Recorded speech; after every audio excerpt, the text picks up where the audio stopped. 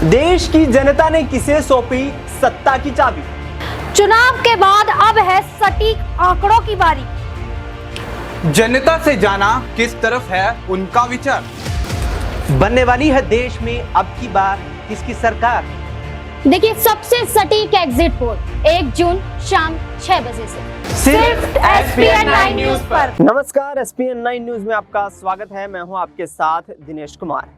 2024 के लोकसभा चुनाव को साधने के लिए तेजस्वी यादव, राहुल गांधी, मुकेश साहनी के साथ मिलकर के लगातार तमाम रणनीतियां तैयार करते नजर आते हैं। लेकिन दूसरी तरफ देखा जाए तो भारतीय जनता पार्टी के तमाम दिग्गज नेता यहां पर कड़ा कटाक्ष तेजस्वी यादव पर करते नजर आ रहे हैं। एक तरफ परिवारवाद और भ्रष्टाचार के आरोप लालू परिवार पर लगाए जा रहे हैं, तो दूसरी तरफ भारतीय जनता पार्टी लोकसभा चुनाव में जीत दर्ज करने के तमाम वायदे कर रही है। इस बीच आपको बता दें कि लगातार तेजस्वी यादव जिस तरीके से प्रयास कर रहे हैं कि एक बार फिर से बिहार में उनकी सरकार बने, नीतीश कुमार के सामने यहाँ पर कहीं ना कहीं सॉफ्ट एंगल अपनाते हुए नजर आ रहे हैं, उस पर कटाक्ष भी करते नजर आ रहे हैं। यहाँ पर सम्राट चौधरी जो कि बिहार के डिप्टी सीएम है, लेकिन सुनिए किस तरीके से नीतीश कुमार के बारे में ये कहते नजर आ रहे हैं तेजस्वी यादव कि नीतीश कुमार के साथ मिलकर 4 जून के बाद हम फिर से सरकार बनाने वाले हैं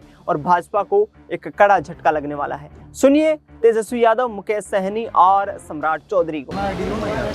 और जिस तरह से गोली मारी गई एक छात्र को, उनके परिवार के प्रति हमारी पूरी संवेदना है, लेकिन जो दोषी है उस पर सख्त से सख्त कार्रवाई होनी चाहिए और जल्द से जल्द जो है गिरफ्तारी भी होनी चाहिए और सजा दिलाना चाहिए। लेकिन बीजेपी के लोग कह रहे हैं कि सुशासन की सरकार है, कह रहे हैं कार्रवाई हो रही है। इतना अपराध बढ़ता है, इनको अच्छा लगता है। भाजपा के लोग आज तक सृजन घोटाला में क्या हुआ उस पर कार्रवाई नहीं, बालिका गृह कांड पे कोई कार्रवाई नहीं। वो तो हम लोग आंदोलन करके लड़े तब जाकर के कार्रवाई हुई, लेकिन आप देखिएगा अभी भी सब चीज़ ठंडे बस्ते में।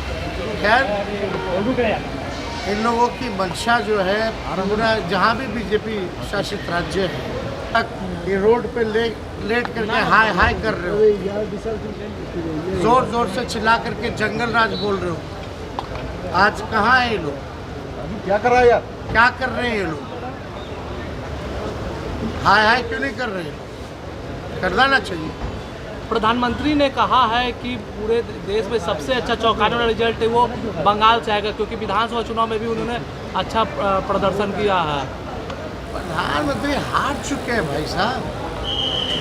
अब 4 जून को नरेंद्र मोदी जी प्रधानमंत्री थोड़ी ना बनने जा रहे हैं, नहीं बन रहे हैं। नई सरकार बनने जा रही है, वैसी सरकार बनेगी जो नौजवानों को नौकरी देगी, वैसी सरकार आएगी जो गरीबों के साथ आर्थिक न्याय करेगी। ऐसी सरकार हम लोग देने जा रहे हैं। अब नरेंद्र मोदी जी 10 साल हो गए, 75 साल के हो गए, और हम लोग तो शुरू से कह रहे हैं भाजपा का सफाया हो गया। अरे भाजपा के लोग ही नहीं चाहते नरेंद्र मोदी जो है प्रधानमंत्री। इंडिया का तो छोड़ो, ये इंडिया गठबंधन की बैठक होने जा रही है 1 तारीख को, आप जाएंगे? क्योंकि ममता बैठक होगी तो उसमें जो है हम लोग जाएंगे।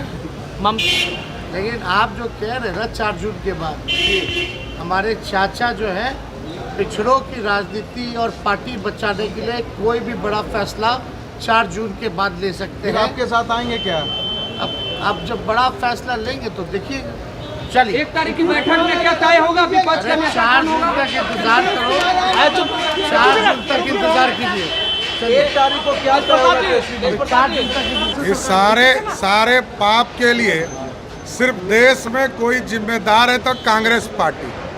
75 वर्ष के आज़ादी के बाद जिस पार्टी ने 55 साल राज किया हो, जिनकी 4-4 पीढ़ियां देश पर राज किया हो, उसके बाद यदि कोई प्रश्न उठा रहा है तो सबसे बड़े दोषी कोई है तो राहुल गांधी जी का परिवार, जिसने 70 वर्ष तक इस भारत को लूटने का काम।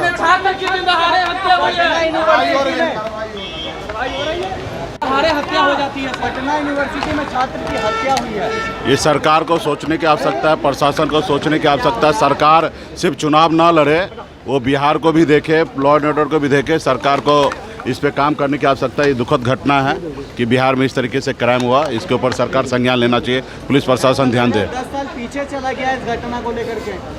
नहीं देखिए, इतना तो नहीं कह सकते, लेकिन सरकार को इस पे गंभीरता लेना चाहिए, पुलिस को इस पे ध्यान देने की आवश्यकता है। समीकरण को साधने के लिए मोहन यादव कल पटना आए थे। देखिए, मोदी जी मान लिए कि उनसे कुछ नहीं हुआ बिहार में, तो इसलिए लोडर को बुलाया गया। बिहार में जब लीडर है तेजस्वी प्रसाद यादव जी, लालू प्रसाद यादव जी लीडर है, तो लोडर का कोई आवश्यकता है नहीं। आप देखिए बिहार में 2000 ये लोग लोडर है, 2020 में स्वर्गीय सुशील मोदी जी लीडर थे, उसके बाद तारकिशोर जी बन गए, उसके बाद अभी सम्राट जी बन गए, इस चुनाव के बाद कोई और बन जाएंगे। तो यहाँ पे लीडर नहीं है, यहाँ तो सुना आपने जिस तरीके का यहाँ पर माहौल तैयार करने की कोशिशें विपक्ष की तरफ से की जा रही हैं, 2024 के लोकसभा चुनाव में जीत दर्ज करने की कोशिशें की जा रही हैं और लगातार तमाम राजनीतिक दल इस जोड़ गांठ में जुड़े हुए हैं कि लोकसभा चुनाव के आंकड़ों को साधने के लिए किसी भी हद तक जीत आवश्यक हो जाती है। ऐसे में बिहार में 40 लोकसभा की सीटें आती हैं। राजनीति के तमाम यहाँ पर जानकारों की माने तो इस बार महागठबंधन पहले से बेहतर परिस्थिति में नजर आ रहा है, क्योंकि एक तरफ नीतीश कुमार के खिलाफ एंटी इनकम्बेंसी, दूसरी तरफ प्रधानमंत्री नरेंद्र मोदी के द्वारा किए गए हुए तमाम वायदे और उसके बाद उन वायदों पर खरा ना उतर पाना कहीं ना कहीं केंद्र सरकार की नाकामी को दर्शाता है। तो दूसरी तरफ यहाँ तेजस्वी यादव उससे संपूर्ण एंटी इनकम्बेंसी का फायदा उठाने का प्रयास कर रहे हैं। अब देखना यह होगा कि लोकसभा का चुनाव है जो बड़ा चुनाव है, जहां से लालू परिवार के 2 सदस्य चुनावी मैदान में उतरे हैं। खेसारी लाल यादव की विशेष तौर पर बात कर ले तो मीसा भारती के लिए भी चुनाव प्रचार करने की उन्होंने बात की है और उन्हें जिताने की अपील की है, और इसके साथ साथ यहां पर भारतीय जनता पार्टी को चुनावी हार का सामना करना पड़ेगा, ये भी दावे करते हुए नजर आए हैं। लेकिन सारण लोकसभा सीट पर यहां लालू परिवार की बेटी रोहिणी आचार्य चुनाव लड़ चुकी हैं, तो दूसरी तरफ पाटलिपुत्र लोकसभा सीट से मीसा भारती की अब अग्नि परीक्षा होने वाली है। आपको बता दें कि 2019 के लोकसभा चुनाव में भी पाटलिपुत्र से राजीव प्रताप रूडी से मीसा भारती हार गई थी, दूसरे स्थान पर रही थी, लेकिन इस बार जीत के दावे किए जा रहे हैं। तमाम दिग्गज नेताओं को यहां पर जन प्रचार के लिए बुलाया जा रहा है। राहुल गांधी मीसा भारती के चुनावी प्रचार में जुटते हैं, तेजस्वी यादव लगातार उनके लिए आम लोगों से मिल रहे हैं और ऐसे में वोट की अपील करते नजर आ रहे हैं। लोकसभा का चुनाव काफी दिलचस्प हो चुका है। भारतीय जनता पार्टी की मुश्किलें भी बढ़ाने की बात यहां से विपक्ष करता हुआ नजर आ रहा है। राहुल गांधी, तेजस्वी यादव की तरफ से लगातार ये आरोप लगाए जा रहे हैं कि बिहार को विशेष पैकेज देने का जो वायदा यहां पर किया गया था, आखिरकार उस वायदे में बीजेपी फेल हो गई है। प्रधानमंत्री नरेंद्र मोदी चुनाव के वक्त पर बिहार में दिखाई देते हैं, जबकि उसके तुरंत बाद यहां से गायब हो जाते हैं।